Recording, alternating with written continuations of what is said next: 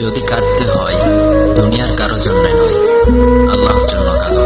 কেননা কেউ তোমার চোখের পানির মূল্য দেবে না। কিন্তু যদি আল্লাহর জন্য কাঁদো তাহলে তোমার চোখের পানি বৃথা যাবে না, ইনশাআল্লাহ। সামনে ঈদ, অথচ কোনো অনুভূতি নেই। কেমন যেন হারিয়ে গেল ঈদের আনন্দগুলা। কেন জানি আগের মতো নতুন জামার প্রতি আগ্রহ জাগে না। এখন বুঝতে পারি বাবাই কেন নতুন জামা কিনে না।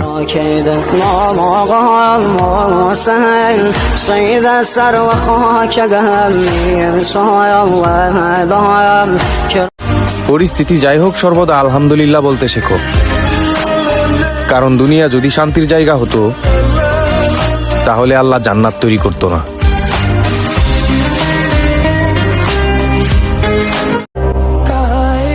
আস্তে আস্তে রমজান চলে যাচ্ছে, একদিন আমিও চলে যাব।